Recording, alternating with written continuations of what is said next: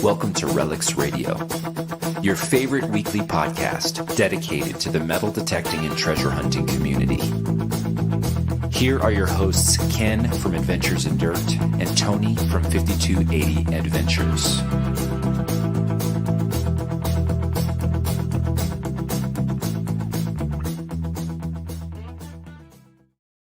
Hey, Wednesday night Relics Radio. Welcome to Relics Radio. Good to see you. I'm DK with Adventures in Dirt. I'll be your host here tonight. I want to bring in my co-host. Him and I have been talking a lot about this show coming up. We've really been looking forward to it. Let me bring him in.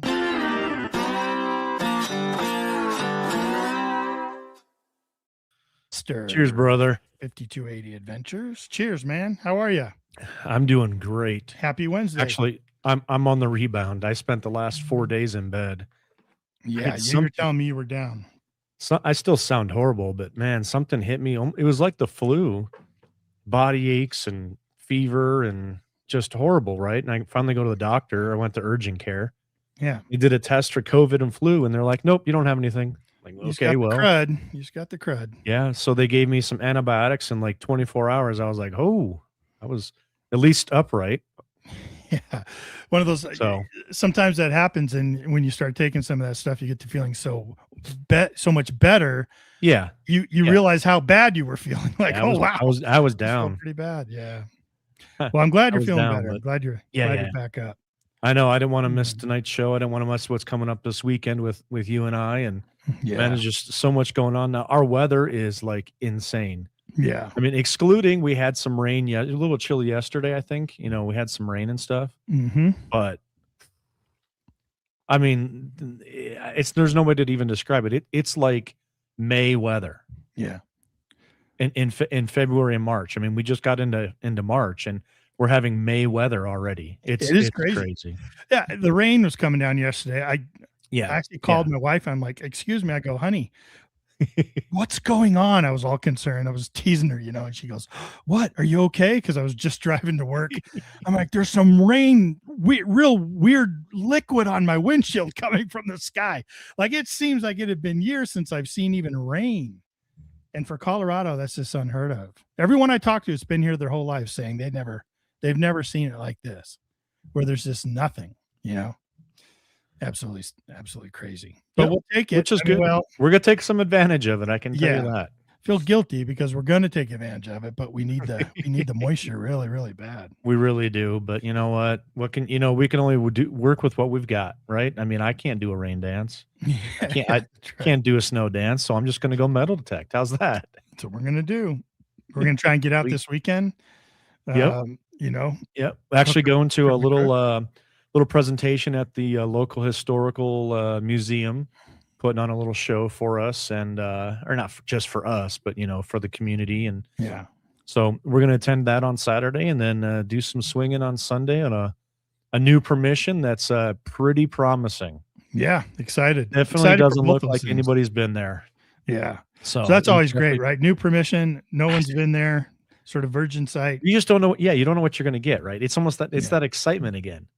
We were talking about that with Brandon and Riley. Every time you get a permission, when someone says yes, that anxiety, the excitement, it all builds up. Like, what are we going to find? You just kind of have a clue. Has it been hit? Has it not? Did they clean it? Did they leave? What did they leave? Did they cherry? I mean, all those different things. Which. Yeah. It just makes our hobby just an absolute incredible thing to love, right? So it's been hit at least once. We know our buddy was out there. We do know that. He's the one who got the permission. He went out and checked it out, and he was finding surface finds. Yeah, that were like. Yeah. I don't think he swung very much. I don't think he swung very much because he was finding a lot of surface finds that were like. Really... He actually texted and said, "Guys, I feel so guilty for even pulling out an Indian head because I know there's so much stuff here." Like, no, it's fine. No. We'll go clean out the rest of them for him, right? Yeah, I'm looking forward to that, man. I know I'm limping around these days, but I got to have a knee replacement surgery, a full knee replacement surgery. That's probably coming up in a few weeks. I haven't scheduled the date yet, but so until then, I think somebody told me it's kind of like a rental car now. It's like Yeah, I got to get out and just use it up and, tear it up a bit. And then I'm just going to turn it in a few weeks. I may as well use it before I lose it. When I was working law enforcement, they would tell you, hey, drive it like you stole it, man.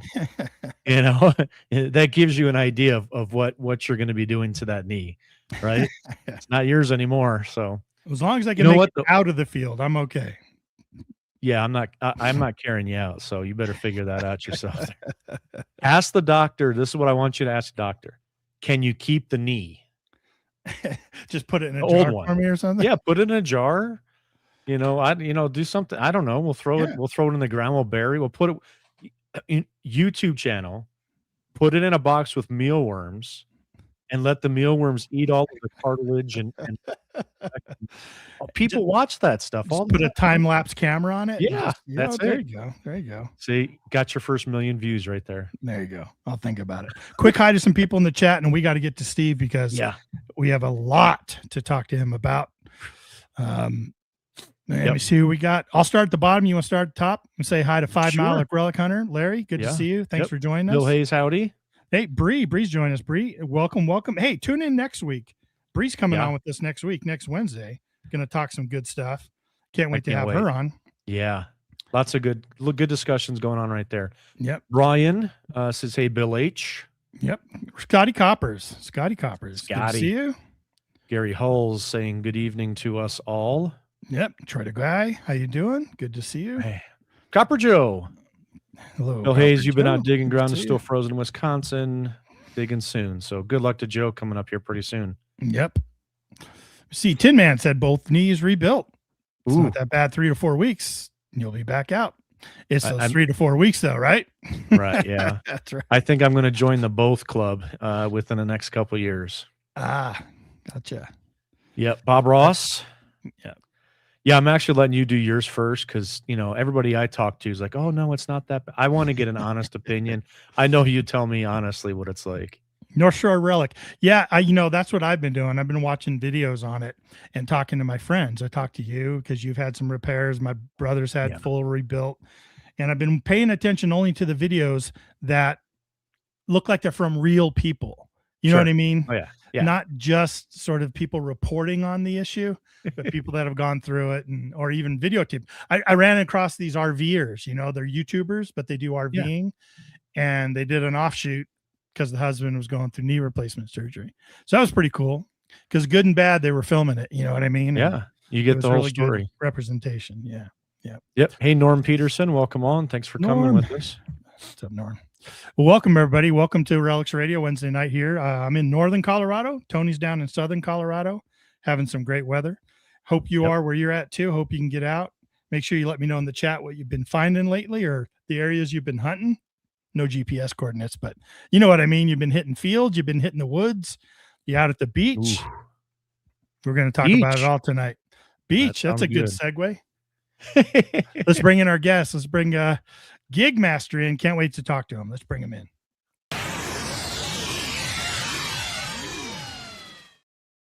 There he is. Hey guys, how you doing?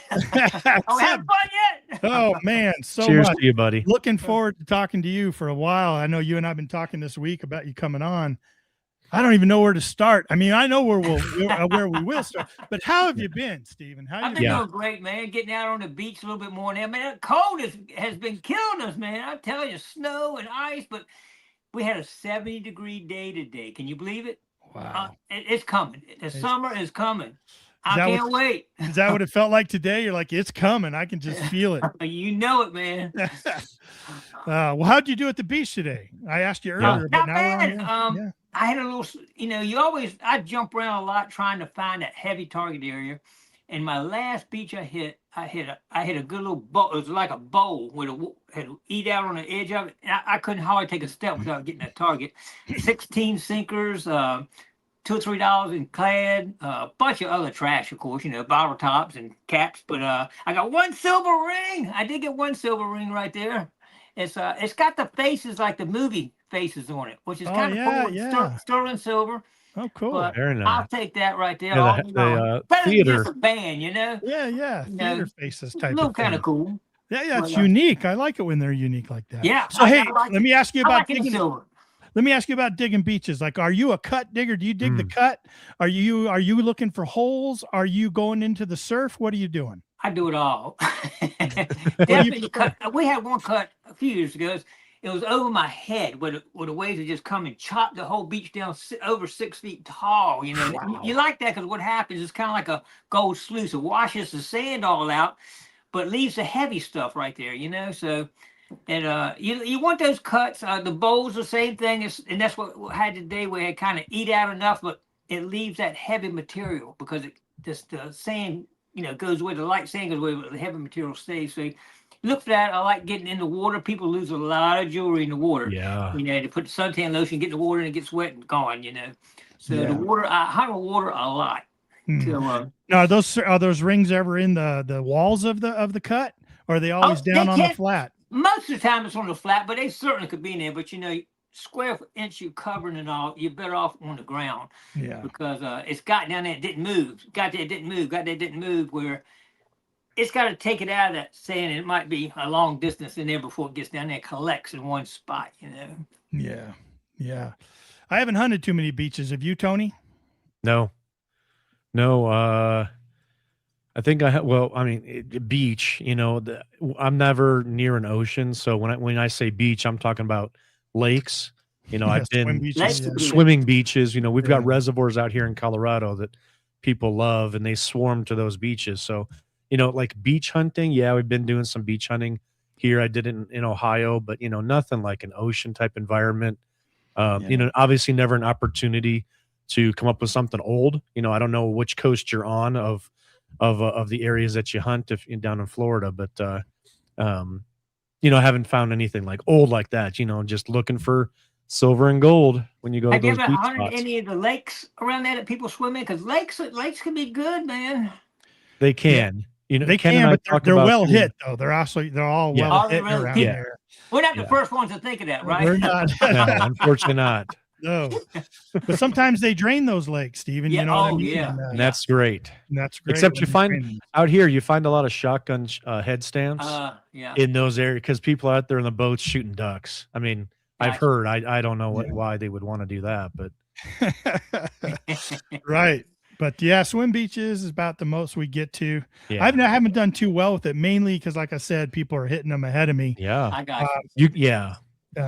I know a lot of people do really well, and actually like the creeks that a lot of the college kids swim in. Right. Like in Boulder Creek, River, and stuff like that. Yep. We have a lot of concentration of summer kids, kind of rafting and drinking and doing all that stuff. Drinking. They're dropping a lot of stuff. Happens when that occurs. Yeah, good stuff for us.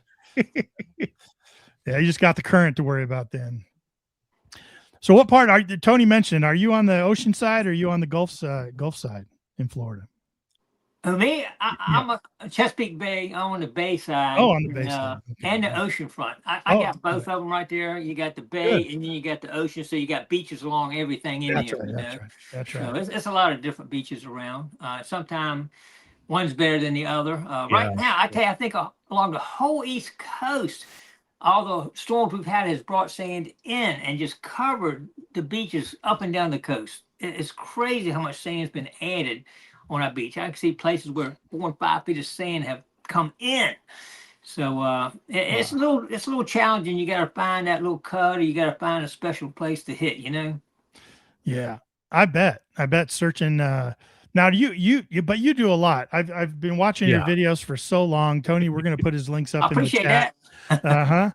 And you know, you go inland too. You go digging for bottles. You go diving. You go. Yeah. I mean, you're Mr. Adventure. Like if it's adventure, you're looking for it.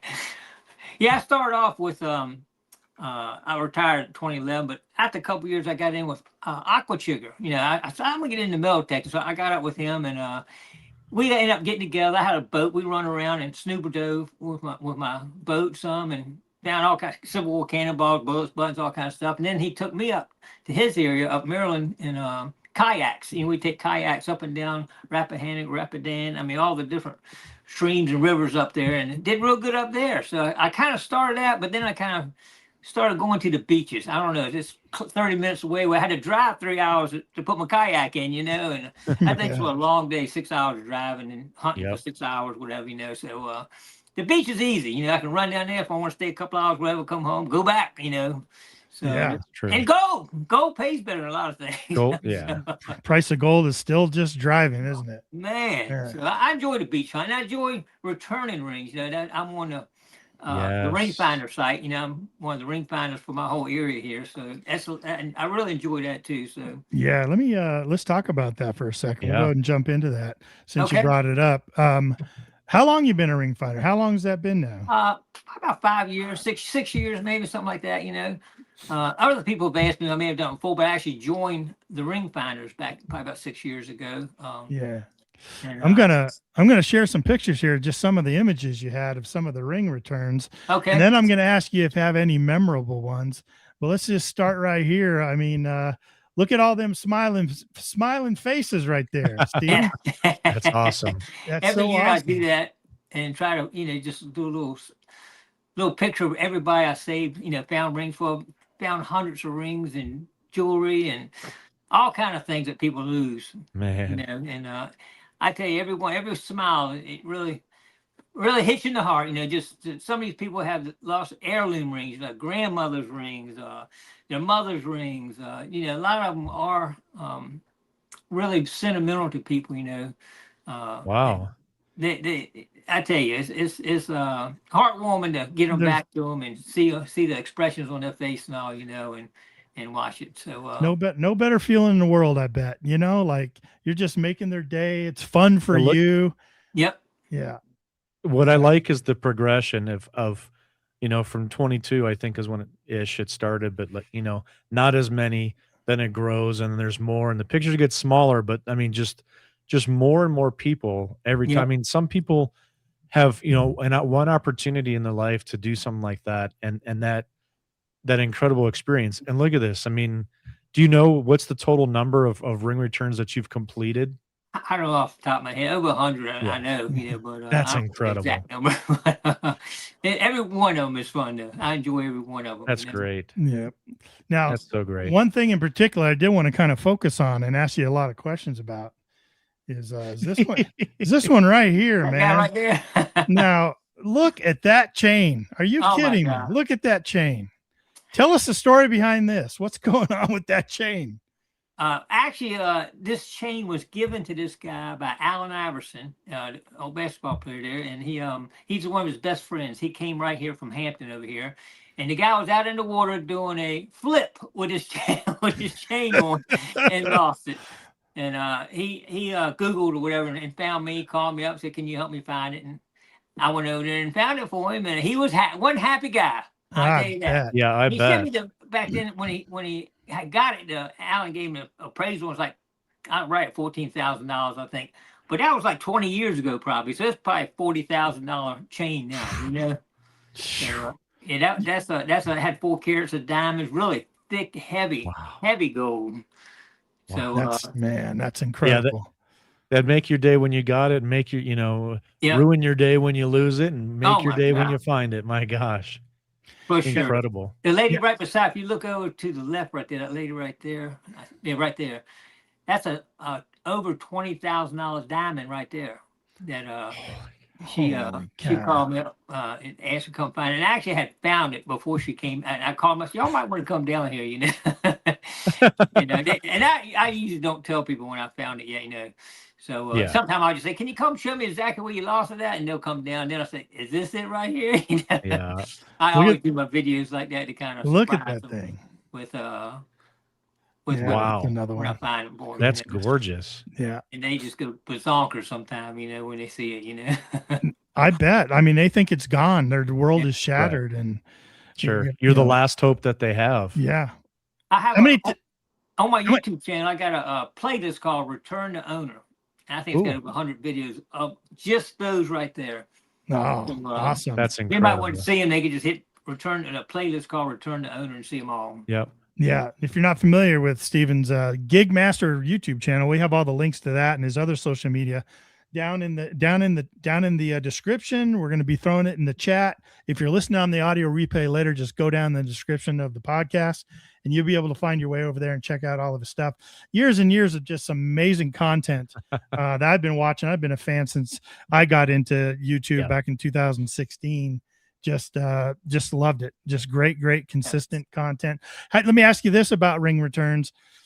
If you had to give me a percentage, what percentage of the time have you been contacted versus flagged down at the beach when they see this metal detectors walking down there? I'm just off the top of my head, probably 70%. You know, they contact me, and a few percent, you know, people. I detected a gold bracelet with charms on it, seashell charms on it. I picked it up out of the water. And I was just holding it, doing my little video. You know, here I found this, and the guy right there said, "That's my wife's." Did he really? You know, and a lot of times you wonder about that. You know, because someone, absolutely, that's mine. You know, but I actually, you know, went up. I said, "Okay, hold on." So I went up and asked her, and she actually had a picture of it with her, and she said, "I did lose it." You know, I always try to check that because you gotta watch watch that a little bit. But yeah, it was hers right there. So sometimes my point here I'm getting at is sometimes I find it right on the beach. I had another guy, he was sitting on the thing. I picked it up, found the ring. I was doing the video. He said, "That's mine." Yeah. You know, some people do it just joking, but this guy said, "No, it really is." Yeah. And his wife was coming down, and I said, "Hold on a second." So I asked his wife, "Yeah, he just lost it yesterday." Oh, there it is. It was his. It's right beside where he was at the day before. Oh. But probably another 10%, I hunt people down. You know, they'll have like a graduation and her name inside, and I'll hunt them down. I had one. I found the girl. She lived in Nashville, Tennessee. She lost it at Virginia Beach, where I found it 17 years ago. I couldn't believe it. She sent me a nice video, you know, thanking me for it. But she had lost it 17 years ago at the beach right there. Gone forever. I'm sure she just had written it off. Yeah. You know? Yeah. Oh, yeah. No question. So I do hunt a lot of people down. I found another one was an interesting story. It was a 1 carat diamond. It was a very expensive ring. And I looked at it and didn't have a name in it, but I put it under a microscope. And as y'all might know, you know, they put GIA certification numbers on the edge of the diamond. You can't see it unless you look at it under a microscope. And it actually had the numbers to the diamond. So 1 carat diamond. That still doesn't help because GIA doesn't keep track of who they sell the diamond. They sell it to a jewelry store sells it. But it had the name of a jewelry store inside. Diamond Direct or whatever it was, you know. Sure. And I looked on the phone and I found one right here in Virginia Beach with that name. I said, so I called them up. I asked them, I said, I found a diamond. It's got GIA certification number, and I don't know if y'all sold it out, but it's got your name on it. If I give it to you, can you find the owner that bought it? He said, give me a couple hours. And he called me back in about 2 hours and said, I found her. Wow. And she was the one that had lost it. And I got that back to her. She was a captain in the Navy. And so helping the military too. So I like that too. Amen. So, Holy cow. It's interesting stories, finding a lot of them and getting it back to people and all, you know. I got to tell you, my favorite part of the hobby is hearing stories like that. Dog tag, Absolutely. You know, all of it. Yeah. Yep. I got to tell you, since I, you know, got into treasure hunting and metal detecting, those kind of different things. And, you know, I watch a lot of videos and my wife peeks in. She's not truly interested in what we're watching and stuff, but she understands, like, you know, you go to the beach, you go to the pool, you do yard work, you know, from all these ring returns. She's taking her ring off and she's got the little silicone ring on. She will not wear it out of the house. So she's going to do anything that could jeopardize that ring coming off. Like she just because she's been around it so much, like all my friends and channels and that I watch and things like, she just knows now. So I'm very happy about that. Hopefully, you know, I don't have to call you to have you come out to Colorado and find a ring.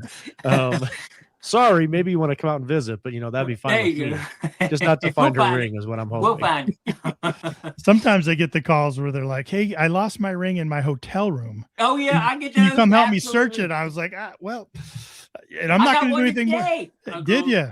Yeah, and she said, you know, about looking for, she had lost it a year ago, I think it was. And I said, well, tell me where you lost it at. And I'll still go look for it. I don't care how long ago, especially if it's in a special spot that everybody hadn't hit. And but she said lost it at a restaurant. in a park lot over a year ago. So you get those that are 1%, less than that you're gonna go find it. But I still go sometime, and I'll go help try to find, look around. But you get a lot of those lost in my house somewhere. Right. Our good friend Jeff Lubert here. He's one of the best ring finders here in the Denver area. He is Mr. Ring Finder. Yeah. And he goes a lot up to the mountains because up at the ski resorts, there's a lot of rings being lost up on those ski resorts. And he'll make the trip all the way up there, and go down some snowy path where they dropped it in the snow. And he finds them, man. He finds them. It's always amazing, a good story. It is amazing. Take off their gloves, to get some hot chocolate or something. The ring's gone. Speaking of that glove, I had another one that called me, said they were out sledding and had the glove shot. I took my glove off right in this area here. So it's still snow everywhere, ice and all. I said, okay. So I hunted up and down all these streets and everything. You got to kind of be a detective when you're looking for rings. So I started asking, well, what'd you do before you got there? Well, we're out on the back porch playing around, blah, blah, blah. So I looked at that. I said, you're taking pictures of video. And pictures and videos really help you a lot sometimes on ring finds. I at the beach, I said, did you take any pictures? And he, oh yeah, I took this one. And I can sit here and line up the poles, the houses, the windows. And I did that one time and stood in, beep, beep. It was right there. You know what I mean? But anyway, she had taken a video, and so it showed her taking her glove off. But she took the glove off the other hand. So I said, it didn't come off. It took off. That's the wrong hand. It's not it. So what else did you do? So it kept going back. She says, well, I went in my closet, got my gloves and all out of the closet. Then anyway, I won't get the whole story, but anyway, I analyzed the point. It was in her closet. I said she was in there. So I told her husband, I said, it's in her closet. Go look for it. Oh, I looked and it's not in there. He really hadn't. So he calls about 2 hours later. Says, you're right. It was in the closet. I lied to you. I didn't remember. Oh man! After I had searched the street, snow everywhere, I analyzed the point. It was in his closet. Wow. All right, strange question on the returns, and we can move on. But the last strange question I got for you: have you ever detected a dog or a kid that had possibly swallowed those rings? Oh, no, yeah. I have not. hadn't gone on the person and tried to see if I can find it. I don't think I could get it out either. No. But I've heard of that on to dogs. know. Yeah, I've heard that. Yeah, dogs. They're going over the dog, and he's like, "Yep, it's in there. Comes up as gold. I know it's in there." And even their little 1.5, 2-year-old, they were like, I think Jeff was on a hunt where they thought it was the dog, and then the little kid was right there, and Jeff's like, and she said, he may have. And so Jeff did a quick little scan real quick, Oh man, so funny. Not that he could do anything about it, but right. So hey, recently on your YouTube channel, I've been watching you recently, as a matter of fact. Looks like you went out and you got the Legend 2. I did. Now you were a triple score user, and what'd you use before that? I started with the Legend, then I went to the triple score, and I really love the triple score, and I still like the triple score. Is a great machine, and it's I think under $500. I mean, the price you can't beat it. And I've been hunting right beside it, everybody with every other machine out there for the last 2 years, with the triple score, and done really well with it.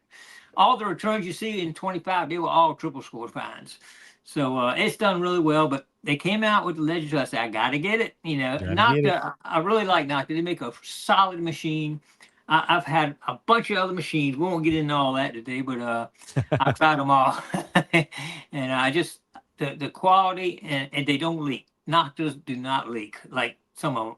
Other ones do. And I'm in the water so much, I gotta have one I can trust in the water. Strong one. That's a deal breaker for me. If it's any possibility it's gonna leak, it's a deal breaker. So anyway, I got that Legend 2, and I've been learning on it, and I'm getting it tweaked out, man. I'm getting to the point, I can really do really good with it now. It took me a little bit of time. I had to change a couple of things that I was used to on the other one, but I'm just about there. Great. I'm sure with the terrain you normally search that beach area, like right out of the box, it needed to be tweaked, I would think, right? Straight out of the box for beach.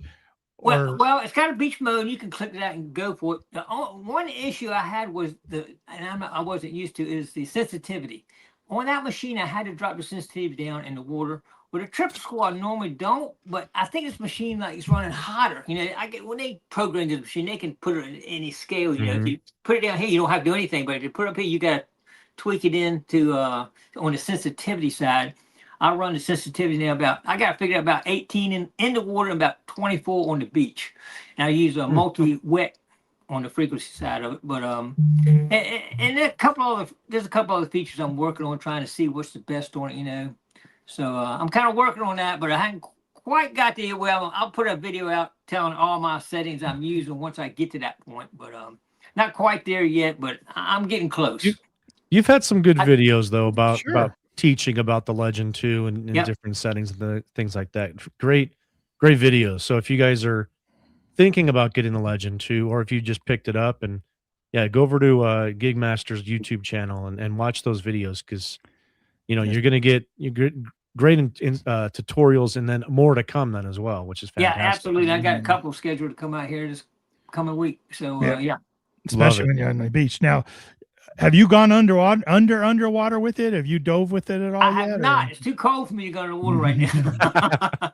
I'm not going to get wet in the water. I'm wearing my waders right now. You know, I'll get in a wetsuit coming up, you know, in another month or two. But I don't like the cold water, man. Yeah. It's 40 degrees right now. I water around here. But waders don't bother me, you know. And I do fine with those. I got long underwear on, so that's got insulated there and all. So I'm good with that. But I will in the summer though. I'll be going underwater with it then. So, I think this was good for 16 feet. I think I got a snuba rig on my boat, and I just put the thing in my mouth, put a weight belt on, and go down. You know. And what do you have? Is it like a diving rig, but it's a snuba. So I got a gas and electric one. And you just hook it to your mouth and just dive in the water. You know. Oh, okay. And, I did that one time at a Civil War camp. I had it set up there. We dug all kind of cannonballs and everything underwater, you know, down up the. At the time, it was down up to probably about 15 to 20 feet, which I don't like going that deep with it really. But I had a Excalibur back then while I was using. But that's been a few years ago. It helped me, and that video's all out there. Me and Aqua Chigger. He pulled up, I think, 50 bullets, 2 U.S. plates, a couple cannonballs. I was digging some cannonballs and That's stuff. a sight. That's a great sight. Sounds like an excellent sight. It was fun. I had a good time with it. We hunted that for a long time. So we were talking before the show started about vacations, and I've seen some videos of you going on some cruises and stuff, and you guys travel a lot and stuff. What would you say, if you can talk about it? If you can't, don't worry about it. But what would you say was your best find at a foreign beach? Like, does one stand out to you? Well, I did dig one pretty good sized diamond at one of the beaches, and it was a nice one. It was a real nice one. Yeah. I didn't stand up in the middle of the beach and say, "Hey, anybody listen?" Right. I was gonna say probably weren't looking, or made it pretty difficult to do a return on that one. Yeah. With the amount of foreigners and tourists that frequented that area. So you could have come from anywhere. Yeah. That's a tough one there to try to do that with that one. Unless it had a name in it. If it had a name in it, I probably could hunt them down. But other than that, it's tough. Sometimes ones like that, you know, if you I return, like I say, I hunt people down, like I was talking earlier, how I did that one ring I called a jewelry store and found it. But it gets to a point that you can't just run an ad on Lost and Found. Say, I found a gold ring. Did anybody lose one? Everybody's lost one. You know, how you don't know which one you'll be very popular then. I mean, it gets to, there's a line there you can't cross where, you know. Sure. I go to extremes to find people. That one video with a girl, I sent it to her out in Nashville, that one I was talking about. That particular video, I returned 3 rings I found that had names in it that I had hunted people down in that one video. So, I mean, I go to extremes to find people, but there is a line there that you can't, you know, you just can't cross. You know, put it out on a social media. Say, hey, anybody lose a gold ring? Everybody lost a gold ring. I remember, just real quick, I remember an incident I was involved in where a friend of mine, another YouTuber, you know, I know a lot of YouTubers, you know, in this metal detecting thing. So he's on the East Coast, and he found a World War I dog tag, one of the old round ones. Okay. Had a name on it. He knows I'm into genealogy research a lot. So I found an existing great grandson and was able to contact him through ancestry.com and said, hey, I have a friend. He found your great grandfather's World War I dog tag. He wants to return it to you. Can I exchange emails with you and put you two in touch with each other? And you could tell he was kind of leery because who was this guy coming out of nowhere saying this? Long story short, they got through it all. He returned it to him. And the gentleman messaged me back and he said, you know, Ken, this has rocked our family. All of my brothers, all of us are military, and we knew nothing about our great grandfather's military service too much, just that he was in World War I. But this has sparked conversation and visits from family members all over this darn little World War I dog tag.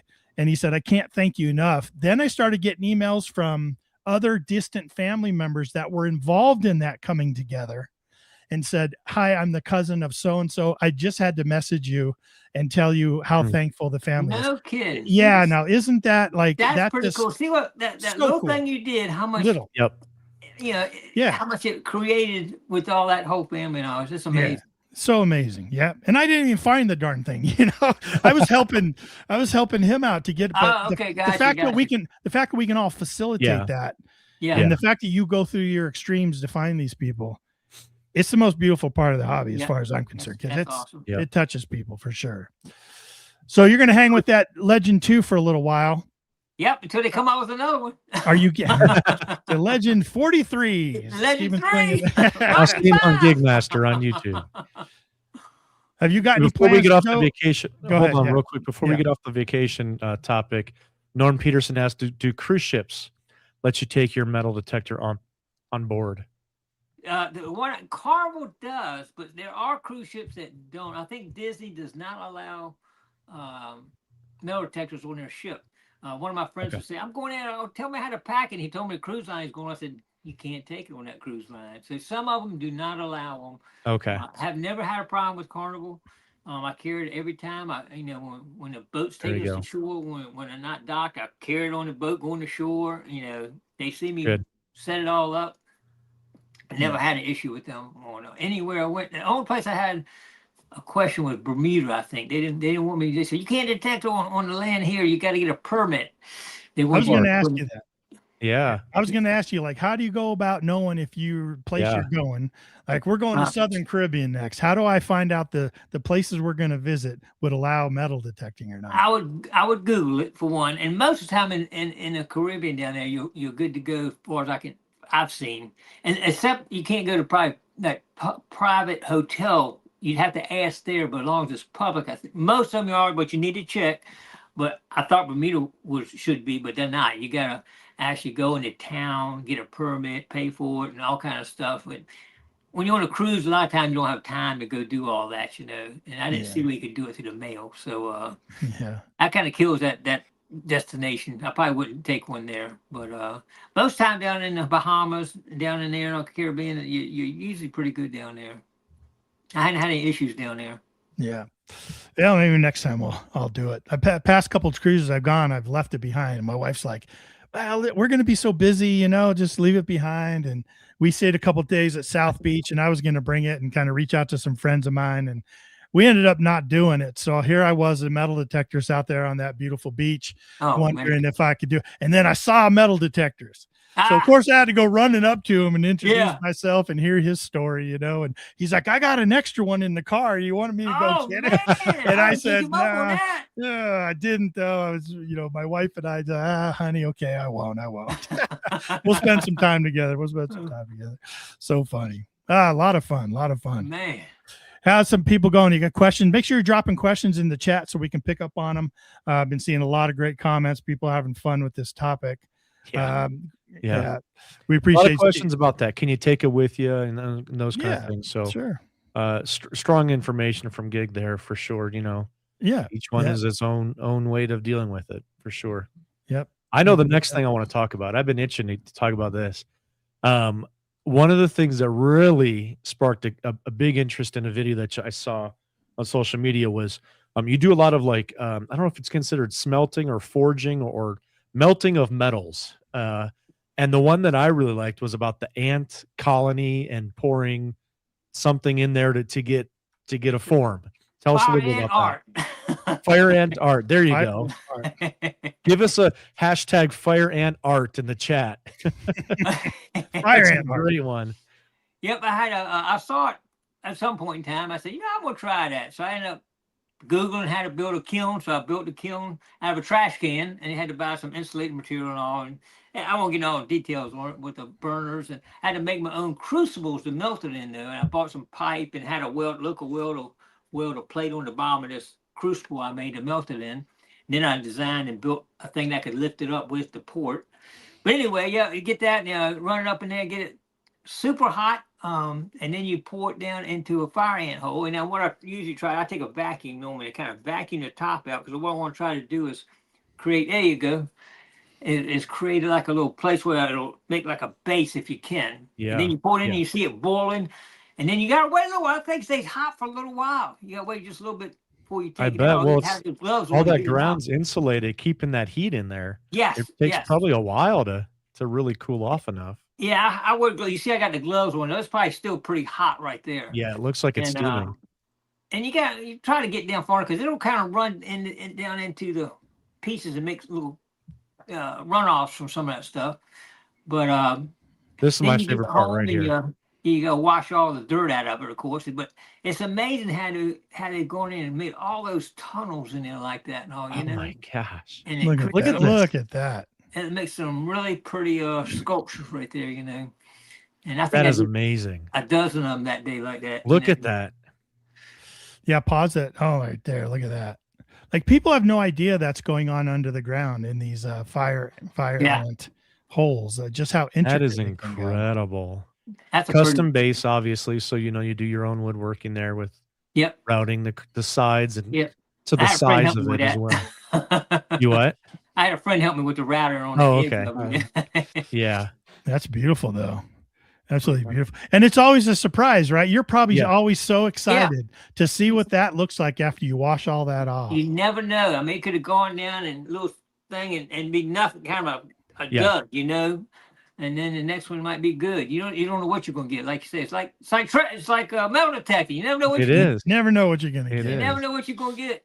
And sometimes they're beautiful, sometimes they're just a little small, sometimes they're big, Yeah. But they're pretty cool though. I do like making those. I love watching you spray them off like that. I don't know that reveal. Kind of a big reveal. Yeah. It's something very visceral about it. You know what I mean? Like you're seeing that thing reveal. Just it's this visual excitement that you see when it comes to it. And then the final product is just amazing. They come out pretty silver looking, but I usually mist them with some chrome paint just to kind of give them that little better, because you get little pits in them and little discoloration sometimes. It's still not bad, but I still like to kind of give them that nice bright look to them, Now, is that one crucible of material right there? You think that, or did you have to fill that hole a few times? No, that's one. Yep.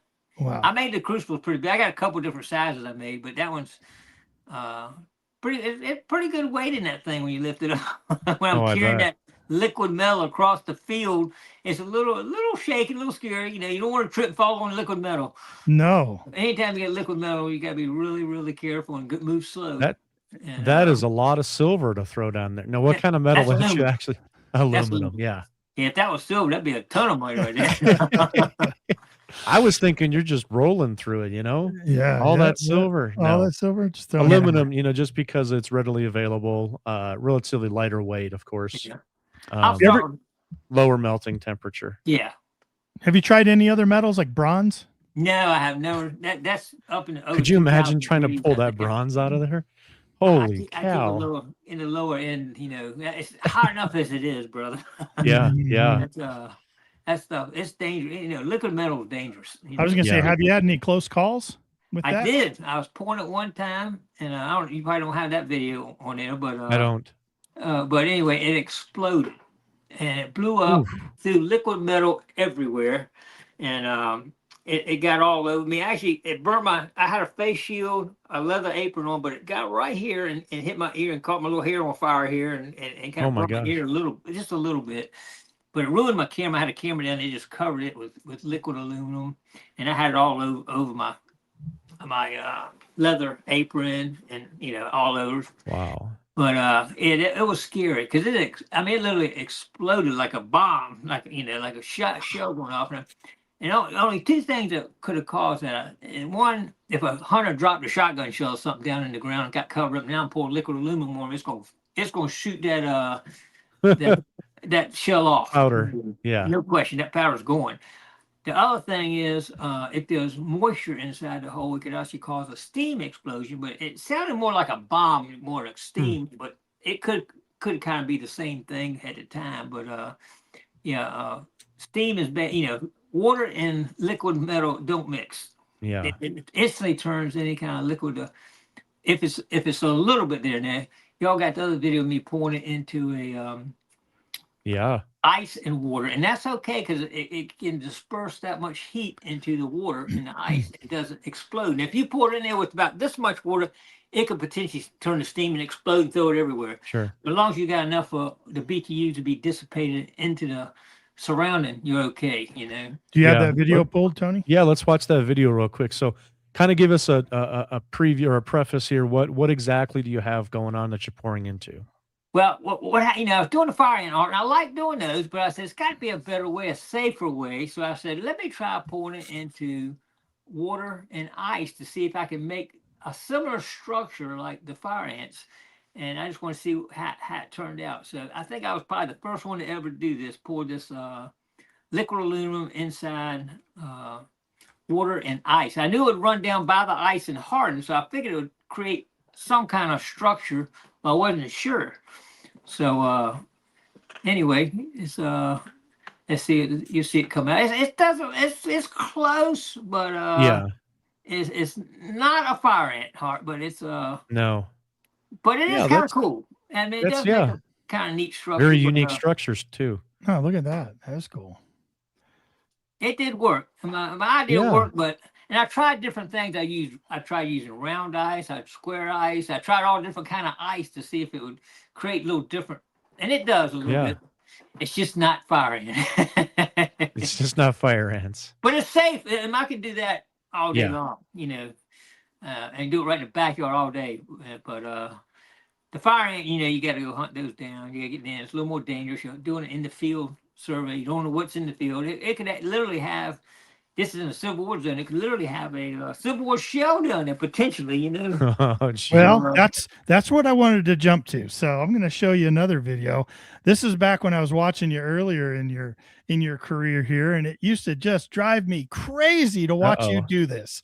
And I know you're going to have an explanation for me, but let's watch this thing go, because so let's explain what I'm looking at here. Gig's got a cannonball in his hand. I don't know if it's a shell or a cannonball, but you're going to be hitting it with a hammer. You like that? Now that just gives me nerves. Sure. A lot of people do that, but it's in the water, and you're not going to cause a spark. Of course, the stuff's inside sealed, so knocking the stuff off, the concretion off the outside, is pretty safe doing that. That's just a frag there. That's probably frag. But I do cannonballs like that too. I've done them. I've seen you do cannonballs. It's like, man, oh man.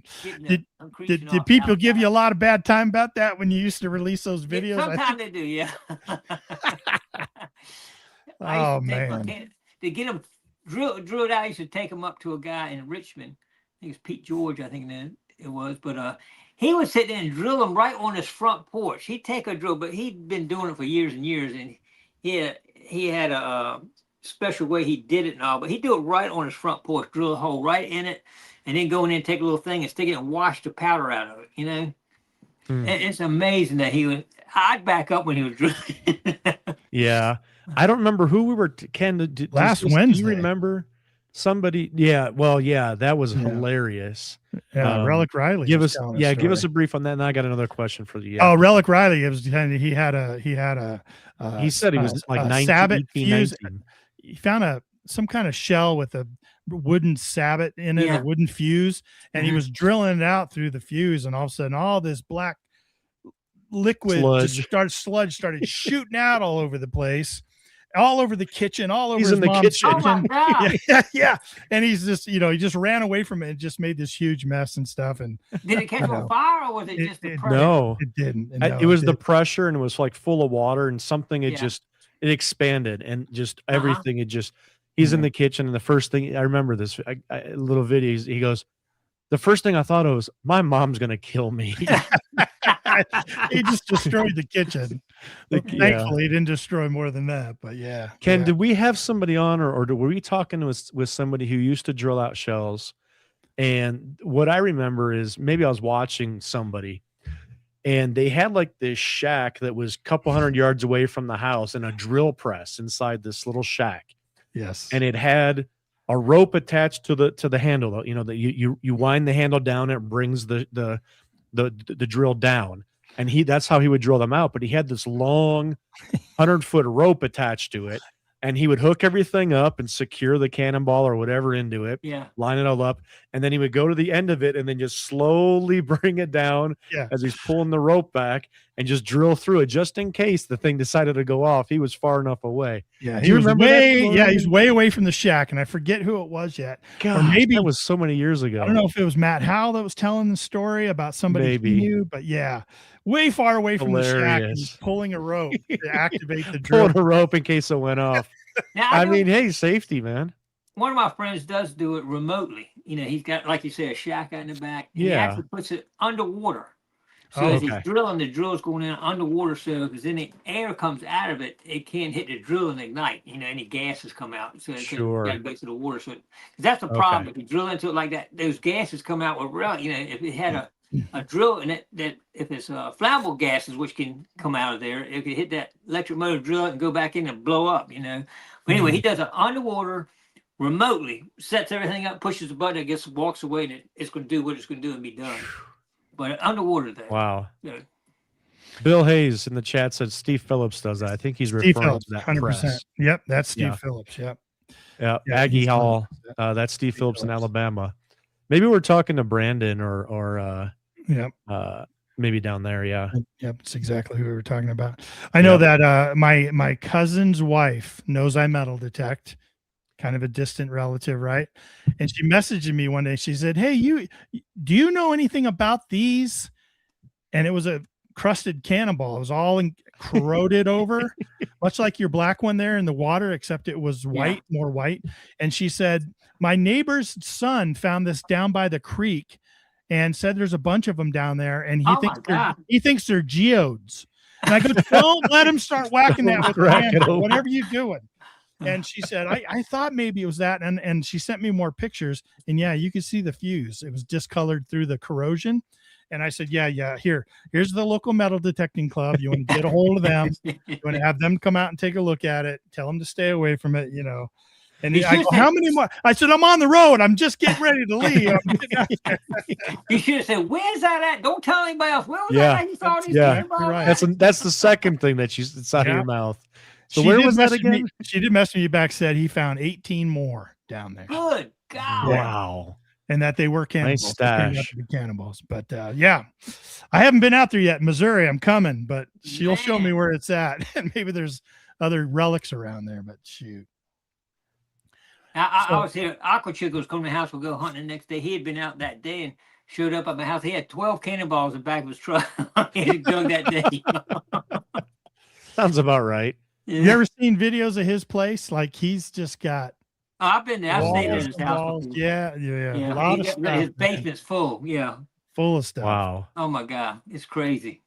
I think he was probably the first YouTuber that I started watching. Like, there's a couple old timers that just encompass the entire treasure hunting that just sparked everything. And I think he was probably the first channel that I started watching. He was one of the first on YouTube, Mildred. Yeah, that's what I mean too. Yeah. Like, he had that dialed in from the beginning, and everybody followed him. And he's still fantastic. Nothing's changed. He's just Chig, right? I mean, that's just who he is. He's walking the walk. He trained me a lot on water hunting, no question. He helped me a lot. Really? Start on water hunting. Yeah. Yeah. Yeah, that was fun. I used to love watching those videos. You getting out there with him, and everyone else. He's gone out with a bunch of people, and same thing. Real nice guy, really down to earth, nice guy. I know. I tell the story all the time. I asked him when I first started doing that weekly dirt show where I used to feature everyone and what they're finding. He was one of the first ones I reached out to, and I figured he would tell me, I didn't know him, so go pound sand some young stranger, reaching out to him.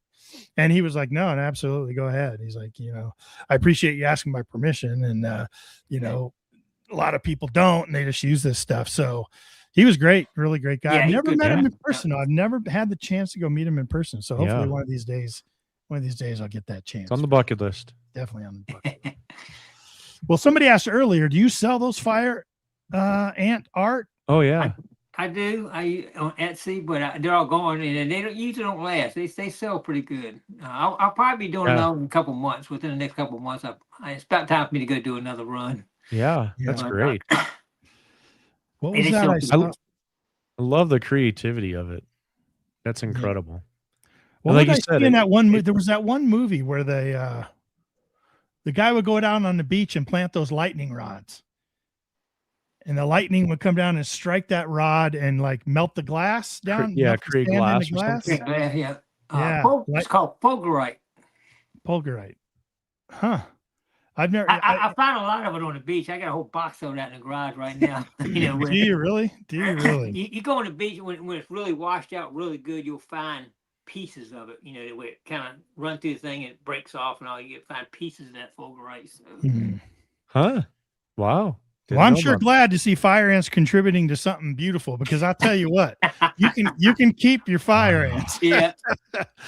I've only had one experience with them, and I don't care to have any more experiences with them. They can be for sure. We lived in Texas when my boys were just like 1 year old, and I'd take them out in this field in this apartment complex we lived in, and just let them run. They're just learning how to walk, so they're running around and everything, and. One of them falls over and puts his hand down to catch him right into a pile, right into the hill. He pulls his hand out and it's just like that quick, covered. Just the shriek coming from his. Oh yeah, that was not a good experience. Oh my God, you ain't kidding. What do you think's the oddest thing you've found on the beach? Metal detecting. That you can say on a family show. Yes. Probably a hip joint. Oh, there you go, Ken. You found a hip joint? Come on. No, you didn't. Did you? I did. I found a hip joint on the beach, and I said, this could be bad, because it could be somebody got killed and threw them off a ship. Somebody threw a body in the ocean. And I said, man, normally they got serial numbers on them. So a friend of mine's a policeman, so I said, should I turn this in and let them see if they can hunt down who it belongs to, because could be something here that's a crime scene or something, So I posted on my on my channel, maybe one weekly update. So I said, I'm gonna have to call the police. I found this hip joint, everything, and my phone rings. Guy says, "Don't call the police." I said, "What? It's one of my friends." I said, "What? What do you mean?" He says, "It's my mother-in-law's." I said, "What?" He said, "What happened? His wife had her mother cremated, and when she got the box of ashes, they actually put her hip joint in its titanium. I guess it doesn't melt, So they gave everything that was in the thing, So his wife said, "I don't want this thing. Get rid of it." So my friend took it. He's a metal detector. He went down to the beach and threw it in the water. Oh, man. You kidding me? What a story. And I found it. Oh, my gosh. He said, "I thought I threw it out far enough, nobody ever find it." Oh, my gosh. That's a great story. That is a great story. I was looking through your videos, and I saw the gold grill. Gold grill. I thought you would say that, but you say everyone finds them, huh? Oh, yeah. Everybody finds those. They lose those left and right. We're not finding those in Colorado, I can tell you that. No. Something else you do find when they dump ashes, I guess, gold teeth. Sure, yeah. You get in and you find a filling or tooth or cap or whatever, it'll be gold, Wow. They're not in the in the mortuary, like sifting the ashes and stuff like that before they put them in. I know that's kind of sick. I probably shouldn't have said that. They just and there's actually a tag in there. It says cremation so and so. It's got a number on it, and people don't realize it either. I think they just take the urns, pull the top off, and just dump it, in the water. Sure. And the tag comes out. We find those tags all the time, and absolutely they dump everything that's in and out. I went with some family members up to the mountains here in Colorado to spread some ashes. It was a friend of a family member. And so we needed to kind of go beyond the guardrail a little bit out onto this boulder to be able to actually dump it into the thing. And the only advice I got to everyone out there, and I was volunteered to do that, is check the wind. Just make sure I can see check the wind before you go and do that, which I didn't. And so you got to be just check the wind. You're covered probably, right? Man, crazy. What I was watching your channel just to get caught up a little bit on some of the stuff you'd recently been doing. Steve, tell me what's bottle slumping. Like, I had never heard that before until I saw your channel. Can you explain to everyone listening and watching what bottle slumping is? What it is, I got a glass kiln. It's about yay big. And what you do, matter of fact, I knew you were going to ask me about that. You had said something about it. So I brought a couple things in here so you can see. What you do is you take a mold like this right here, and you put it inside it, and the temperature gets up. You actually have to program it because it goes up a certain way and then comes back down. But it gets up around 1400 degrees. In a bottle like this right here, you would put it inside of it like this. Bottle. And what happens as it gets up to that temperature, the bottle doesn't turn into a liquid, but it's called slumping. It actually just melts down, and it will take the shape of whatever's in the bottom of it. And I got a bunch of different shapes in it. This particular one is a tree of life. Oh my gosh. And you can probably, I don't know if you can see that good enough. Yeah. It's tree of life inside of it there. And this is actually one my wife uses on her stove. Puts a spoon rest. Yep. Yeah. Like that. And if you see that, oh it my fits, gosh, it fits right in there. See how that's how it melted down into it. See how it's melted into it. It's perfect fit in that. And you have to have a special kiln. I got a bunch of different molds. Yeah. Here's one. It's called deviled egg. Look at that. This is a Sky vodka bottle. Sky vodka bottle. Yeah, I was gonna say, look at that. That's a big bottle, But beautiful color. Have to melt it down into the mold for those things there. So people like blue. People like the blue. I don't know what it is about blue, but people like the blue. Yeah. That'll hold 8 deviled eggs if you're serving them. But anyway. That is incredible. So are those custom made molds, or you buy those on eBay? I buy those. There's a bunch of them out there that that's you incredible. can buy different designs. I've been doing a lot of bee ones. I got one that's got bees in it. I've been doing the bees, so I'm gonna get into beekeeping. So I've been doing some bee ones lately. Look at that. Yeah, this is such an incredible from one of his videos. Yeah. Just some cool stuff. Looks like you got a Gray Goose bottle there. I love that. Yeah, some of them I got something that will join 2 bottles together, make like a serving tray. I got a bunch of them. Where'd you come up with that gig? Like, where did you? You know what? It kind of started off. I was digging at an old 1700 site and dug about 300 colonial wine bottles up, right?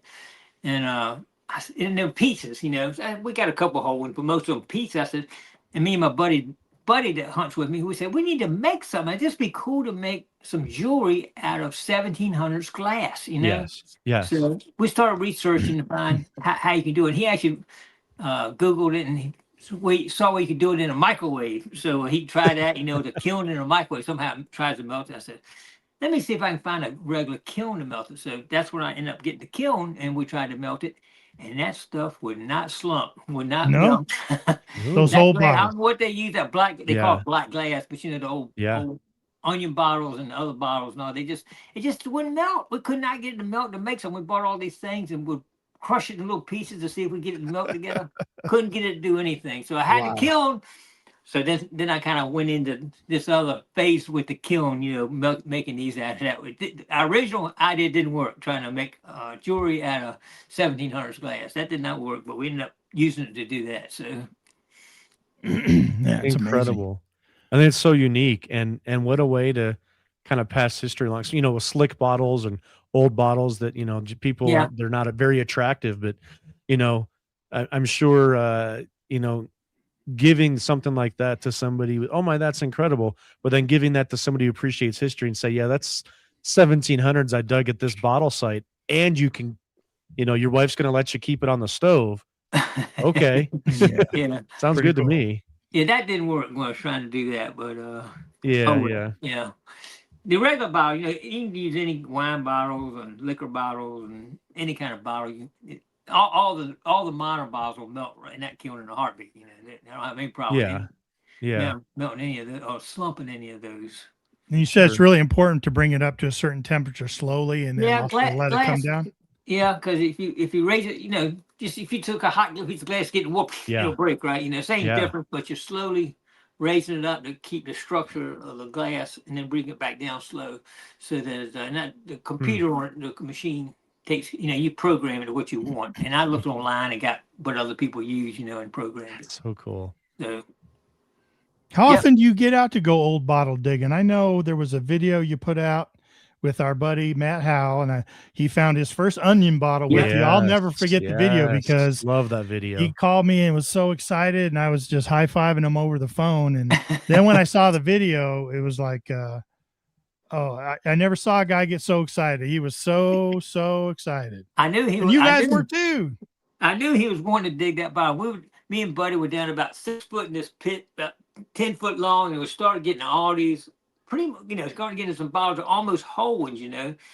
And I called Matt up. I said, Matt, you got to get here, man, because I knew how much he wanted to dig one. And he said, no, I really got time today. I can't get out today. I said, Matt, you got to get here. You can't say no. You know, I had to beat his head to get him to come out. You know, and that's when he found his first one. Like you say, it meant the world. I'd rather see him digging than me digging myself. You know what I mean? When you have somebody that it means that much to somebody, you know. Yeah. That it gets like that, right? You go out with these buddies, you go out with these friends of yours, and you get just as excited to see I love them find something amazing. And it's just as exciting. I just soon put Matt on and me digging myself, you know, because I knew how much it meant to him. Yeah. And he's been looking for that bottle like that. So that was a good day. That was a good day. Great video. Hey, I know we've moved on, but and since we've been talking silently, I've been over here trying to find that fire ant art explosion video of yours. Oh. And I just found it. Did you? All right. And I kind of just off to the side, I played it, and it is shocking. You want me to play it? Yeah, throw it up there. I don't care. My gosh, Tony, watch this. You know, and there were comments, you know, thank you, and luckily you're wearing PPE and all that kind of stuff, because. Yeah. Okay, hold on to your shorts. See, I got leather gloves, leather apron. Yeah. You get your arms. My friend Gene made sure he's my safety man. He put me up, because at first I wasn't wearing a lot of that. He forced me to say, you got to wear this, you got to take care of this, and I did, you know, and I'm glad I did. Well, that's good. 1300 degree aluminum. Here we go. Hold on to your shorts.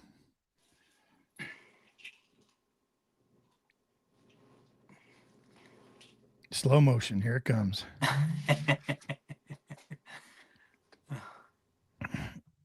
Oh, that's liquid aluminum you see flying everywhere. Oh my gosh. You could actually see that liquid aluminum coming back up out of that hole, you know? Yeah. Holy cow. Yeah. That is crazy. Holy cow. Put right much in it, you know, before it explodes. It had a lot of liquid aluminum inside that hole. A lot. Jeez. Wow. And that was an explosion. It wasn't just a little. Yeah. It was an explosion. Oh man. Yeah. Who was the cameraman? Was it your buddy?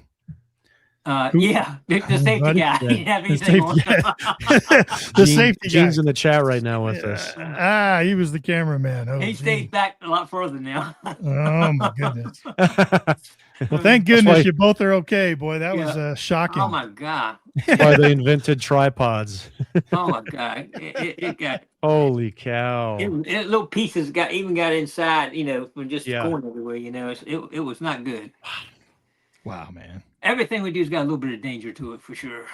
Stuff like that. That scuba diving can be dangerous. One of my friends, he lost his air hose with my scuba rig one time, and he about, of course, we're not real deep, but he was able to push off the bottom, get a breath of air, go back, walk a little, push off the bottom, get some air, walk a little bit to the shore, and that's pretty much how he made it back. I heard something, help me! One time I was in the boat and I looked right in, nobody was there.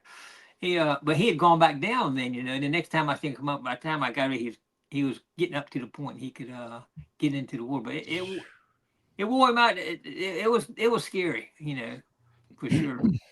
Yeah, I always say I would love to get scuba certified, but I just don't know how I'd feel under there. You know what I mean? Like, I think it is a different world, and I think I would enjoy that. I love snorkeling and diving down and all that, but I never scubaed. So, and I talked to Matt Howell, he's a good friend of mine, and that black water he dives in. Oh, yeah. You're not, that sounds really dangerous to me. I would not do what he does. Matt scuba dove with me. I have a scuba rig on. He dove all over with me one day. We were digging bullets and buttons and all kind of stuff, Civil War stuff. He's been on my stuff before. I did that, and I was certified back in high school. I wanted to do that, and it's a whole other world, man. It is so peaceful and adventurous at the same time, but you have to know your limits. You got to know there can be potentially problems, just like with anything else that you're doing. So, yeah. Well, I spoke earlier about these Boulder Creek out here where all the college kids go. Yeah. And Jeff Lubert, our friend I was telling you about too, he went out there to find a ring, and the water was only a couple feet deep, but it was moving, it was rolling, and he got hung up under there. He got hung up as he was down underneath it. And the detector got caught up and kind of was pinning him a little bit with the pressure of that water. And the guy he was there searching for had to come pull him out, saw him struggling with that. And it really scared him. It really shocked him. It just came out of nowhere. And it doesn't take very much water. You just got to. No, I stay about 10 feet. I'm okay with 10 feet because I can push off. But I got my weight belt. And I know, and I had to do this before. My machine went out. And I just popped my weight belt off, floated to the surface, swam over. I'm good to go. I'm within a few feet of the surface. I'm okay doing that. But at the time, you get nervous. Like Buddy got nervous and didn't break his weight belt off. If you take your weight belt off, you're gonna come up and get swim over you good. But he got, people get, that's when it gets dangerous when you don't relax, know what to do. You get, oh my God, and then forget and take your weight, take what's going on. That's when it gets dangerous, when you get scared. You're gonna get scared. I like you kind of knowing the restrictions and staying within a comfortable zone. Like you said, 10 feet. You kind of know something goes wrong, you're still within that limit. You can, figure things out. And I think when people start to push the limits of things, and they get outside that safety zone area, and they can really cause some issues. We had, I used it at a beach. It was an old swimming beach, and it was about 10 feet, that area, but we found so many gold rings and coins. We must have found 150 silver quarters, and 50 cents and dollars. And the whole bottom was full of all kind of stuff. It was amazing, that place was. Wow. But that scuba rig is what did it for us. Otherwise nobody could get to it. It was just off the. People had found some, this deep toward the shore at this beach, but once you got in there, man, it was old diving platform out in the river with people losing stuff, and it was nice. It was a good time. Now, is that a hookah rig? Is it similar to a hookah rig? Yeah, yeah. I got a gas. That was a gas one I used back then. I do have an electric one now. Very I cool. still got both of them, but I didn't know how to use it this past year. But I need to get back and just like I say, just over your head. Places where everybody else is not going. That's where you want to go. Right. So you're right at that limit. Yeah. Tony, I wanted to ask Steve about something, but I think I'm going to let you take this one. I wasn't familiar with these videos from him, so I had to go watch them. It's pretty cool. Do you know which ones I'm talking about? I do. Yeah.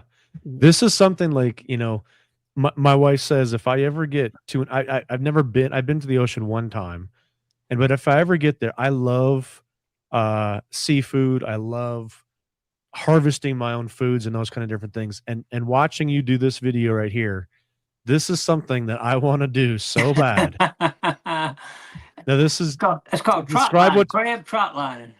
Crab, and you're just going through them, right past them there, and putting them in the bucket. net. Putting them in the bucket. It's a 300-foot line. It's got 50 crab baits on it.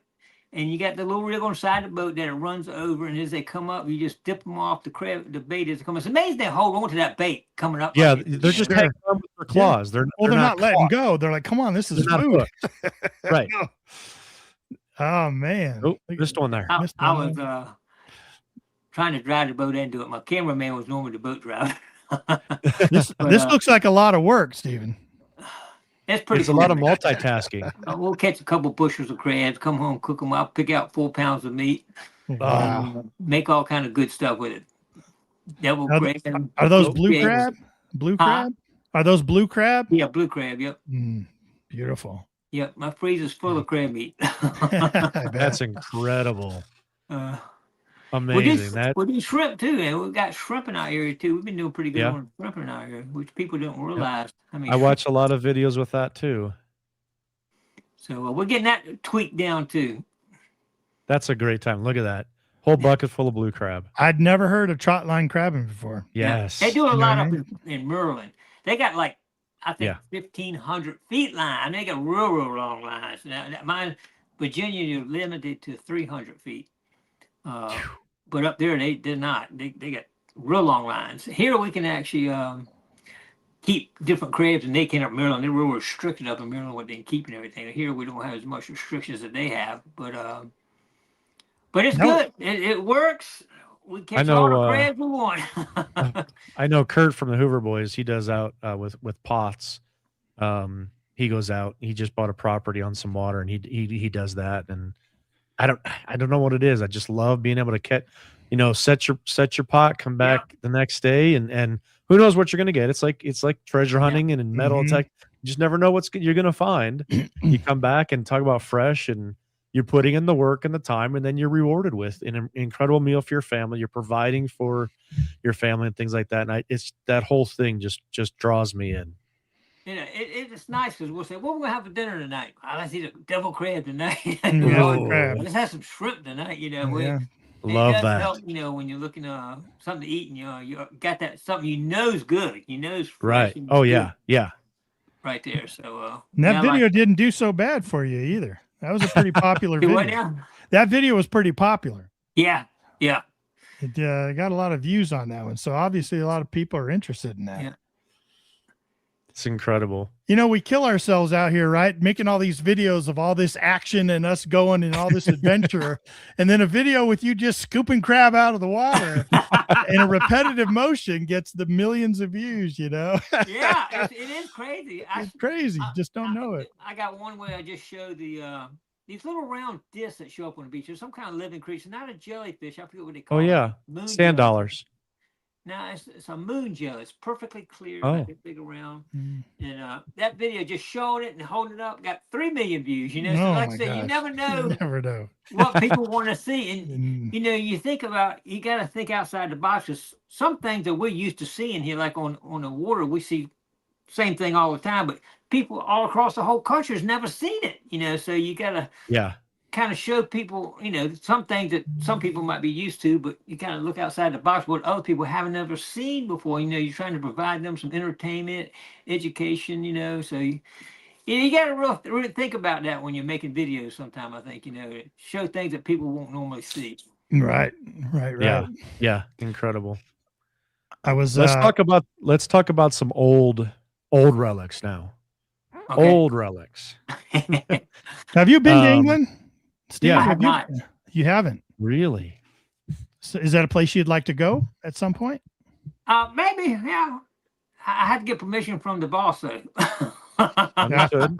That's normal. Give me the boss's number. I'll okay, you had to give her a call. I'll give her a call. We'll take you on our next trip over there. That'd be great. Yeah, I had actually, you talking about old coins, so I had Brad Johns sell a bunch of coins for me recently. A lot of 1,600 coins and all I have found in the past and all. He did a good job. He's from the Hoover Boys and he's got that show on Whatnot. If anybody's never seen it, or check him out. Was it 342? Is it 342? 342? Yeah. I think that's it, 342 something. Red John's, I think 342 and whatnot. And he's got a great show. He sells all kind of cool stuff. He sold all my coins and a bunch of reals and all kind of stuff he sold for me, And he did a good job. He does a real good job. Real good to work with. And also, if you got something interesting you want to sell, you ought to give him a call. Yeah, absolutely. He does really well on his show for sure. Well, let's talk about old gold that you found. I'm really interested in 2 rings. You sent over some pictures, and I want to hear some stories about it. This was the first one that really caught my attention, just because it's. I'm interested what the inside of what you were able to find out what it says actually. Oh, look at that! Oh man, that just gave me goosebumps. So there's an inscription on the inside. Yeah. Were you able to figure out exactly what that says? Yeah, you can read it. I think I got it set up where you can actually read it on the pictures. I can't think off the top of my head. Is it M-Y Mine Y-N-E? Mine forever thine. Oh, mine forever. Yeah, it's spelled English Y, mine M-Y-N-E, I think, or something like that. Forever thine, T-H-Y-N-E or something. It's Old English or whatever it is, because that was from back in the 1600s. It's called a posy ring. They were knowing posy lover or whatever, and they put special inscription on me. I think you got a picture of it, don't you? Up there. Of the ring? Of the ring? Yeah. We've got the ring up right now. We got the ring with the not the Matrix ring, but that's just the band, right? I don't see that. It's not showing up on my Oh, it's not showing up on your screen? Oh, okay. Yeah, we've got it up. Now, what kind of site did you find this at? Like, was it a 1600 site? Or? It was a 1600 site that I had found like 6 spectacle buckles, all kind of old 1600 stuff, in there and all. And I was just going around, got that little hit. I said, "Oh my God, I think this is gold." Yeah. And so it was pretty cool. That's a good little final. And that's got to be tested for the quality. It's got to be 22 plus, yeah. I had it straightened out. I had my jeweler straighten it out. It was kind of bent up when I got it, but beautiful. Did he test it for purity? He did not, but the person actually I sold it to did, and it was like 22 karat. Yeah. I'm guessing you did not find the owner for that one. No, did not find it. I'm sure you tried. Lord Muckety Muck of the Mine forever thine. You talking about posy rings? I took my friend that owns the ring finder site. He came down and we hunted together, and he actually found a posy ring on one of the properties not too far from where I live here. A 1600s posy ring. Okay. Wow. And that one had a different inscription in it. I can't remember off the top of my head, but those posy rings are pretty rare to find, and they're pretty cool. Any 1600s gold ring is cool. Well, yeah, sure. And the other one's even just super cool too. That Matrix ring. Tony, you want to bring that up? Yep. Can you see that one, Stephen? Are you able to see that one? I'm not seeing anything on the screen. Oh, he's got a chicken on it. It's got a chicken. Looks like the funky chicken. I got it right here, though. There it is. It's one like that one right there. This is one I found. It looks real similar to that one. Yeah. And that was right. It's almost exact same, and it dates back to 1640 to 1650, I think they say. And what do you know about it? What were you able to learn about this? I think it belongs to a family called the Throckmorton family. I kind of did a little research on it, and it's like I say, it's a early 1600s ring. Matter of fact, here it is. I knew you were going to talk about that, so here it actually is. I'm gonna see if you can see it right there. Oh, got it. Look at that. Yeah, look at that. Oh my gosh. I still got that one. Okay. Yes. And so they would wear that ring whenever they needed to seal a letter or something, right? They just take that and put it in the hot wax on the edge of the letter to seal the letter. Yeah. And that was their family seal, like their family seal, crest. Yep. The Throckmortons. Yeah, right there. Look wow. At perfect. It's pretty incredible. Pretty cool little ring there. The I took it to my where I sell my gold at, and he did it, and it's like 22 karat. He's got a machine. It's beautiful. That tests the gold purity. It's almost pure gold. Oh, it's got some markings. Got markings on the inside. Did that help identify it? It does. I think I found one of them came from France. It's like a chicken. Can you put that up? Yeah, we do have it up. I don't know why you can't see it. Yeah, we do have it up. A chicken and a some kind of like a person or something. It's weird. Some weird markings. I think I found one of them from France, but when trying to find jewelry markings from the 1600s, it gets tough. And I tried to do a little research on it, but it's hard to find from back then. Maybe somebody here's watching can help find it. I don't know if you got it up there. Yeah. Give us some. Those of you researchers out there, check that out. Go find it, especially if you're watching the replay. Freeze this one, take a screenshot of it, and go find this ring. Find out what the maker's mark. That'd be cool. That would be cool. I'd love to see that. Well, I'm going to share another ring, actually multiple rings you sent me, in the form of three ringers. So I don't know if you can see this, but are you able to see this one? Yeah, I can see that one. That one showed up. Interesting. Yeah, so, that's a Confederate pouch I found. Had 24 Gardner bullets in it. And it was I was on the kayak up on a Rappahannock, and got a signal, started digging bullets out. It was kind of in the side of a clay hill. It's kind of like a clay.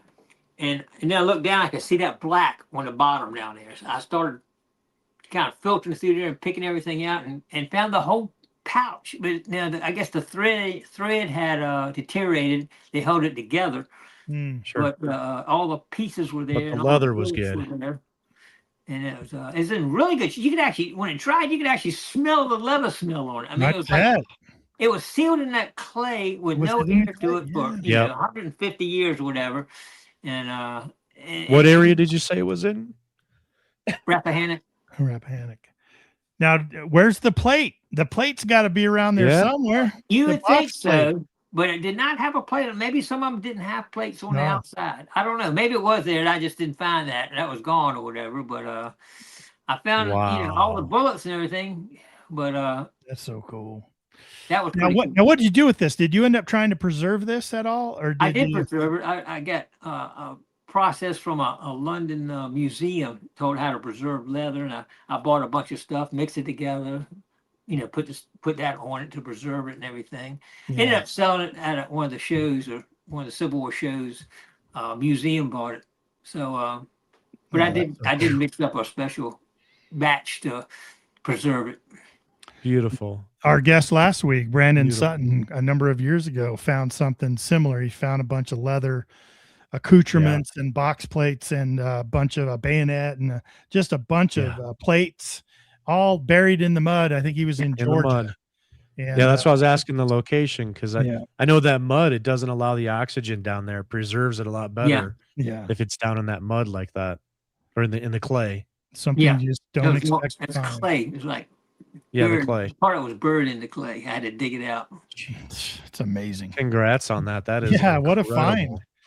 Just don't expect to find something like that. Yeah, that was pretty good. And actually, I found a couple, regular eagle buttons near it and everything.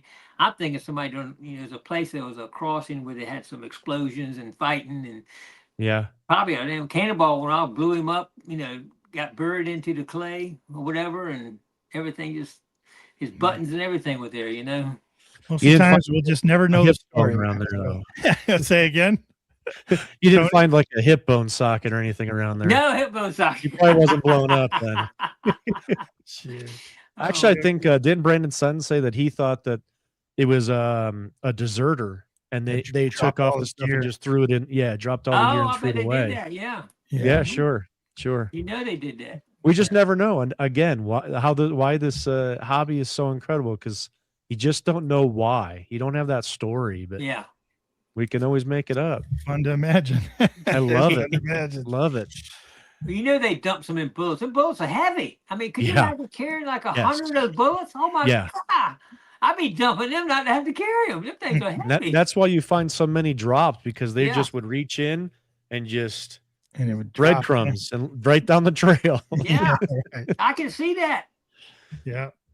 Crazy. So hey, if where haven't you detected yet that you would like to detect? You've been detecting for a while, so Is there another beach you'd like to detect that you haven't been able to hit yet? Is there maybe I'd take it in Miami Beach, maybe down state? there. That place gets packed down there, man. Yeah. Somewhere that stays warm all year long, or people depositors are there year round. You don't have to worry about here. You got certain season. They drop, and then you got nothing for 6 months pretty much. But if you get to a beach like in Florida where it's year round. I've been down to Vero Beach a couple times. I'd love to find one of those old something off that shipwreck down there. Yeah. 1750. Absolutely. Get out there with Treasure Nick. Nick's out there at Vero Beach. You get together with him. He'll take you out for sure. Treasure Nick. What about digging in Virginia? Have you been to a number of those events? I've been to one. I've only been to one. And they're good. The guy does a great job on them and all, Yeah. Matter of fact, my friend's going to Dick Stock tomorrow to get one of the guys. Yeah. Going on in North Carolina. He's going Some people in the chat are checking in as they're getting down there and getting down for the night. But going on this weekend. Yeah. Tim's going down there. We got a buddy, our digging buddy from here in Colorado, left us, moved on, moved to North Carolina. North Carolina. And he's doing his first event ever, and it's Dig Stock. He's doing this weekend. And y'all have any gold out there where you're at now? Were you paying for it all? We do, yeah. It's not like it's not Australia gold. It's usually really, really fine. Right. Fine. You can find some nuggets up at the tailing piles, up at the gold dump areas, things they missed. Have y'all done that? Going up there, metal detector in the piles and all? Yeah, kind of. We were up there this year. Actually, we have an invitation from somebody, and I've got the Deus 2, and I've got that new HF2 coil, so I'm going to try to swing that up there. But he's done it a number of times. This guy that's in our club that's invited us up, and he's got a number of areas he's going to take us to. He's got a big magnet wheel that he wheels through there first to try to get a bunch of iron out as much as possible. Oh, okay. And then we come through and swing it. And he's found enough nuggets to kind of make jewelry for him and his wife. Yeah. Beautiful stuff. He's done well enough. Yeah. Tony and I, when we first met each other, we got our kids out. We got out in the rivers and the creeks, the gold bearing creeks and rivers. And we panned for gold and sluiced for gold, no high banking or anything like that. And we found every time we went out, we found gold. It just was small gold. Yeah. Sometimes it's like that for sure. But it's exciting. You get some it's fun. You never know. You just never know. Have you done a lot, Stephen? Yeah, I used to do a lot more. I'm getting ready. Hopefully, in the next month, I'll be going out to we found a lot of gold around here, and I found a lot of nuggets around here, and metal detecting nuggets. So, I like doing that, and I like painting. And there's one guy that I've been talking to.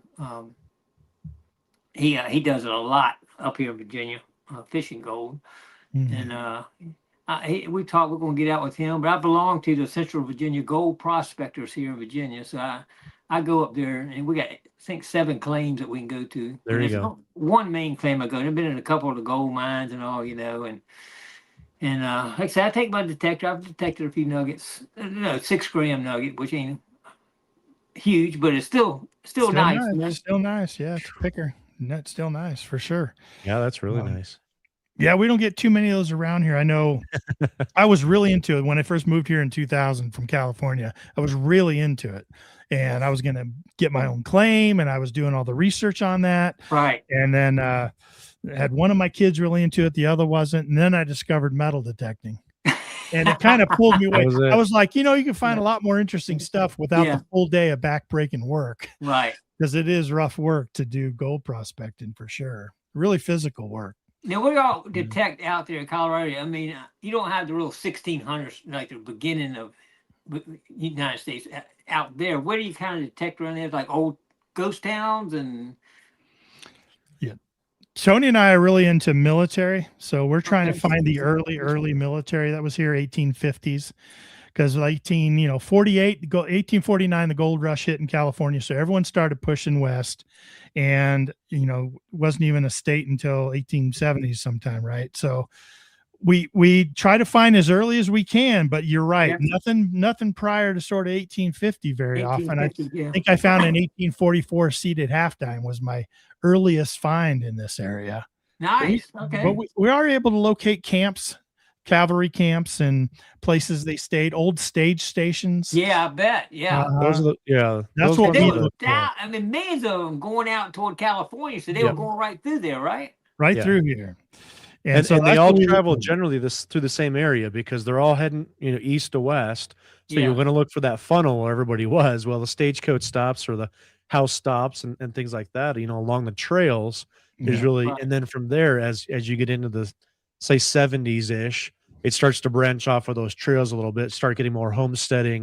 1876 is when it became a state. So you do a lot more homesteading in those time. And 1880s is really when people settled here a lot. But prior to, we get a lot of Indian War type things. We will find pre-Civil War stuff because as people are trying to move out west, right? You've got the cavalry out here to protecting, the evil white man coming through here, and there was a lot of battles, not necessarily documented battles, but confrontations between natives and whites and white men and we've been brought in by archaeologists locally here to kind of help come document that by finding the projectiles and which way the battle went, how far into the hills the battle went. And so we've been lucky enough to be involved in a bunch of that. But anything in the 1800s here, that's our goal. Get into the 1800s. I don't care if it's 1899. If I can get into the 1800s, I got you. How about meteorites? Is there any meteorites out that way? I'm not a big. I don't think so. Not that I'm aware of. Utah, Salt Lake City. Yeah. Yes, out in the Salt Utah, Flat, Nevada, 100%. for sure. I just don't hear about it too much here. Native American, a lot of Native American artifacts and relics here, arrowheads and knives and this and that. Every place we detect, our eyes are always going in the opposite direction because and that's 1,000 years old right there. Easy. So that definitely is older. Petrified wood, that's millions of tons of that. We have a lot of that. We get a lot of petrified wood. Yeah. Yes. You ever found any of it? Oh yeah. Lots. Oh, it's over on my shelf, on my cabinet. The place, lots. The place that I work is actually a homestead that we metal detect, and that got me my job over there. And I'm out there all the time, 50 acres, raising chickens and things like that. I'm out on the 50 acres as much as I can, and there's petrified wood everywhere. I'm always picking it up. It is amazing. Beautiful. I love it. Yeah. Absolutely gorgeous. Have you ever cut any slices or done anything with it? No, I have. No. But we knocked on a door for permission one time, and this lady had logs and logs of it that she had pulled off her property to her home site to set up a little garden area. You remember that lady, Tony? Yes, I do. I do. 18 inches in diameter, massive pieces that they had to move with an end loader and a dump loader and move them for her. And I just was amazing. Yeah. So amazing. Thinking how old those stuff, are. Man. Yeah. Me too. Just thinking how old it was and all it's been through. Oh my God. And that you were there to find that piece. And right. Yeah.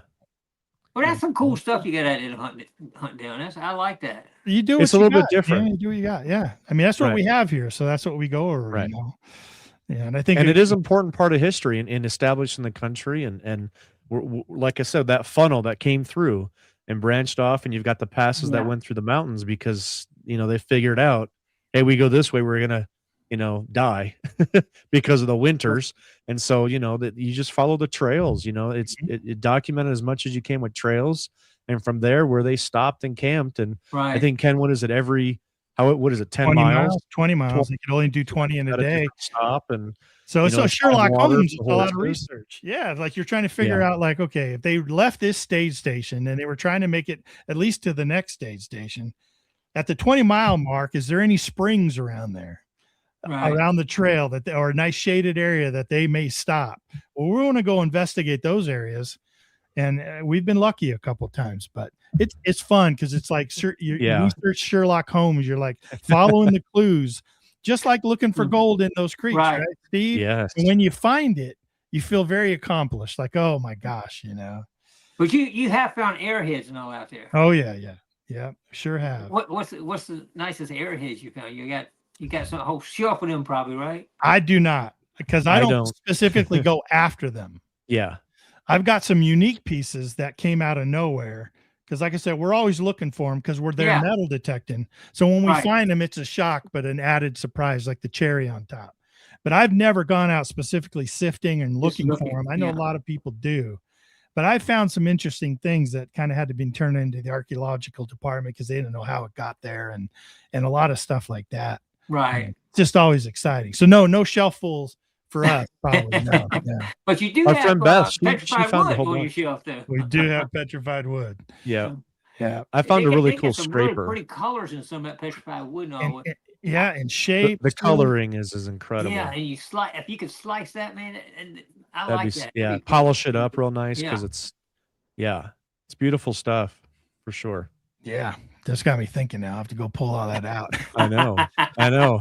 Well, never Steve, been asked that question. Yeah, that's great. You've been a great guest, man. We're at the end of the show, but I just want to thank you so much for coming on and sharing your adventures with us. Like you've been into so many things. I love y'all's energy and no drama show and good topics. So I appreciate you asking me to come on. Thank you, man. We appreciate that for sure. Hang out down below. We'll give you your last word and then we'll put you down below. We'll come say goodbye off the air if we're okay with that. Okay. Yeah. All right. Sounds good. Last words and we'll put you down. Okay, cool.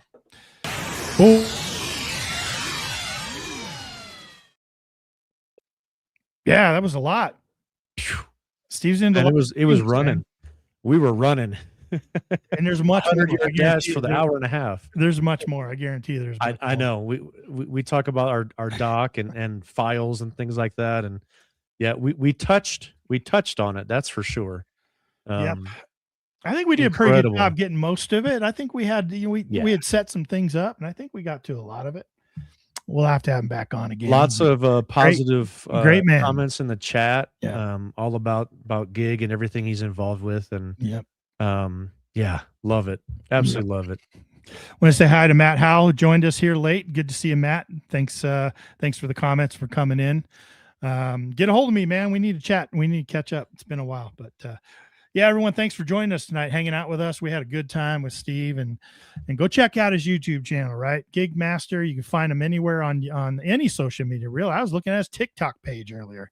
Yeah, he's on TikTok and Instagram and YouTube and Facebook. He's been doing it for a long time. He shares a lot of excitement. I didn't even get the chance to ask him about Daisy. We're going to do that off the air. I want to see how it's been a couple years since I think he's mentioned Daisy the duck. Yep. Did you ever watch that saga? Yeah, absolutely. Every single year they come back, right? I loved it. I absolutely loved it. But well, cool, man. Let's get on with our night. Appreciate you doing this with me week in and week out. What do you got going on? Yep. If you guys want to find out what I'm up to, come over to 5280-5280 Adventures, Facebook, YouTube, Instagram. What else? TikTok. I do want to mention real quick. I wanted to mention at the beginning, but those that are listening still, we do have a couple people. I'm going to have a pretty big announcement on Facebook coming out here pretty soon about some stuff I've been working on. So if you guys are not following me over on Facebook, please head over there.